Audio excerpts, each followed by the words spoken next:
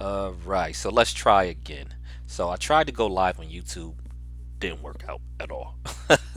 Like YouTube Live do not like me for whatever reason. I don't know what I did to it, but it never works out for me. So it is what it is. Now, so I'm just going to pre-record this video and upload it. It's all good though. So this video going to be a little bit less structured than some of my usual videos. Usually I have a topic, hit the point, be out. Not going to be like this. I'm going to talk about a variety of different subjects. So let's just get into it. First, shout out to the grocery store workers. Shout out to all the food workers. Shout out to everybody in healthcare. Um, it crazy, right? Because May of 2019, right? If I would have told you that a year from now it'll be a lockdown, you couldn't really go nowhere but the grocery store, or maybe to a health facility, people would have been like, "Nah, man, that doesn't make sense." And if I would have told you it's killer hornets here in the U.S. or we got a killer virus, people would be like, "Yo, get out of here!" Right? That's what people would have said, but it's May 2020 and that's the situation we in. It's crazy. And just shout out to the frontline workers, because they putting their health on the line. So I think people need to give them a shout out every day, definitely. And for us, you know, it's funny how it changed just little stuff. Like I just mentioned, it could be a red meat shortage, right? And it goes to show you, just because things is a certain way now doesn't mean things will always be that way. You know, um, a lot of times we get in the habit of thinking just because things is a certain way right now, that is going to stay that way forever. And it's just not like that. Th- Things change suddenly. And like that's why if you haven't done so already, make sure you start getting your non-perishable food items. Because even after this is over, you just want to be prepared. And that's the key, man. You always want to be ready so that way you don't have to get ready. I did a whole video about that. My man Loaded Lux. Shout out. And we're going to be talking a little bit of battle rap today. Oh, yeah. We definitely going to be talking a little bit of battle rap today. So, one of the things I always, that I've been, thinking about is just how crazy I look, first of all. Like, yo, I usually get a haircut, um, once every 2 weeks, but the following week I get a line. So I get a haircut, then I get a line, then I get another haircut, right? Not doing that during COVID. Don't want to risk that. So I'm looking crazy right now, right? Haven't got a cut since the middle of March. I've been trying to shave a little bit with the beard, try to at least get it look okay, but having the do rag, trying to hold it down, but the hair is looking crazy right now. I wanted to go bald just until this COVID was over, and I could go to the barbershop again. But wife don't want me to do that. She got a strange phobia against bald heads. I don't know what happened. I don't know. She got hit with a Mr. Potato Head or something when she was a kid. I don't know what's up with her, but it's all good. That's neither here nor there. Um, a little bit of politics discussion, right? One of the things that people been talking about is this Tara Reid situation, and it's a lot of different ways you can go with it. I always say that with cases this old, it's hard to prove one way or the other. Like I don't think we gonna get a definitive answer one way or the other. I think people that like Joe Biden will say that she's lying and Joe Biden would never do anything like that. People that dislike Joe Biden will say just the opposite, that Joe Biden definitely did it. And with these situations, not just with the Biden situation, but a lot of these sexual harassment, sexual assault type of situation, that's what it usually come down to, who people want to believe instead of actually looking at the evidence. And I think that's what we need to do. There's people that always assume that the woman is lying, and that was part of me too.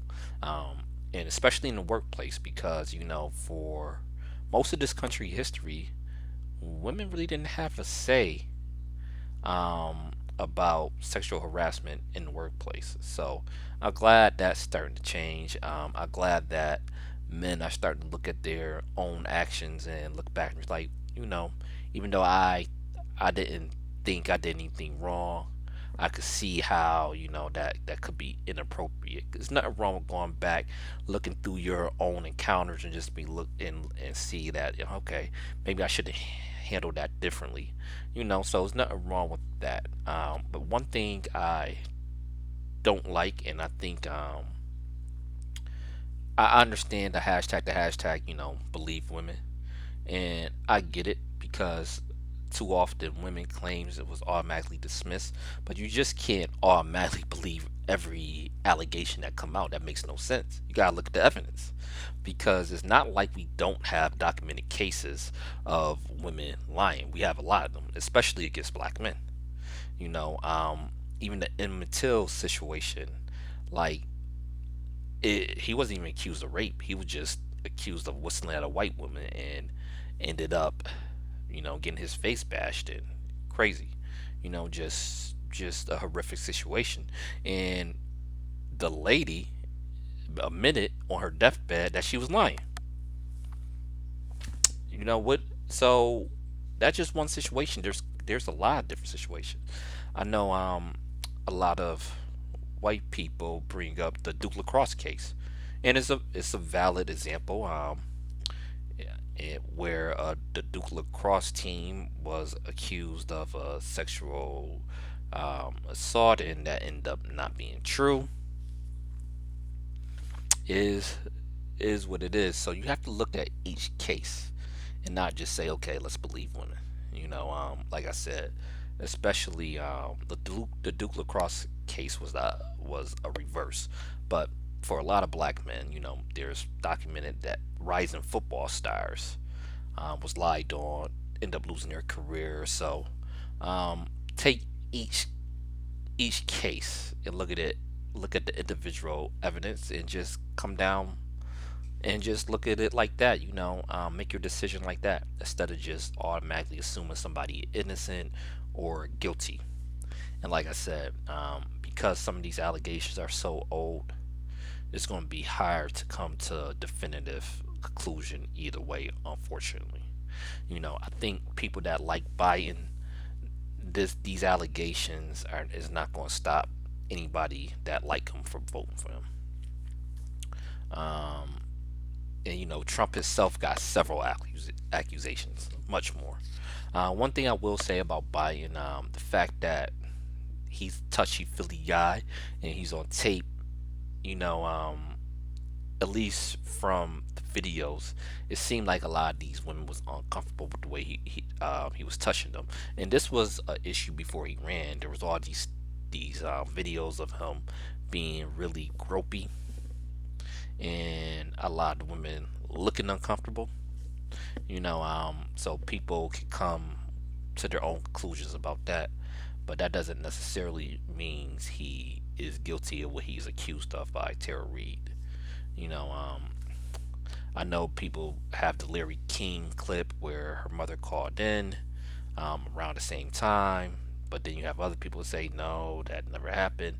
Who knows? Nobody really know the truth, but Biden and Tara Reid. You know, and that's unfortunate. When there's no DNA involved, it's really hard to prove, especially from that long ago.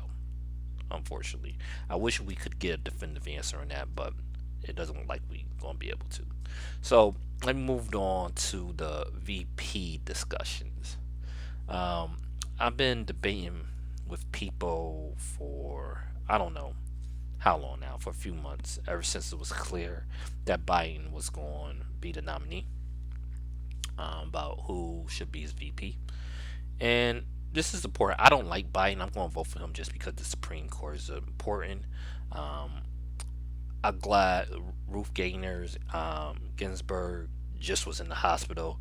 It seemed like she's going. It seemed like it's not really that serious of the issue, but just in general with her age, um, the Supreme Court is very important. The appeal court is very important. District courts is very important. So those the three federal courts is an issue that people that especially progressives don't think about enough. Conservatives, they vote around this. They make sure their candidates know that what type of judges they want, and we are behind the curve when it comes to this, unfortunately.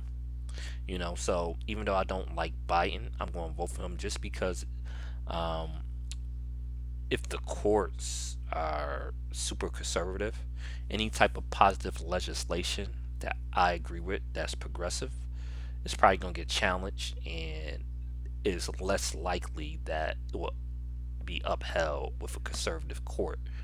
So that's why the courts is so important. And I mention this all the time. If you really want reparations, right? Why would a conservative court hold up reparations? They would challenge it, most likely, and it's less likely it would be upheld with a conservative court. So, gotta think about stuff like that. So, out of all the choices mentioned, I did a video stating how I don't like Kamala Harris as VP because of her criminal justice record. And I went on to that. Klobuchar have a bad criminal justice record as well. She got a pass during the primary just because she wasn't a major candidate. Is she VP? I think that would be a major issue. So, not a fan of her. So, it's a lot of most of these the serious names I've been hearing haven't liked them at all. I just did a video about do he need to pick a black woman, and the two names been Abrams and Harris. Don't really think Stacey Abrams is a good choice either. Some people like Elizabeth Warren. Um, I like Elizabeth Warren in general, but I don't want a presidential nominee and a vice presidential nominee both to be in their 70s. To me, that's not a good look. Now, the only realistic choice that I've been hearing that I like, because me personally, I would choose Ayanna Presley or Tammy Duckworth. I think Tammy Baldwin would be a good choice too, just because of Wisconsin. So my top three choices would be Presley, Duckworth, or Baldwin. But it doesn't seem like Biden's going to go in that direction. Out of all the names that have been mentioned, that seem like they might be serious about, I do like Keisha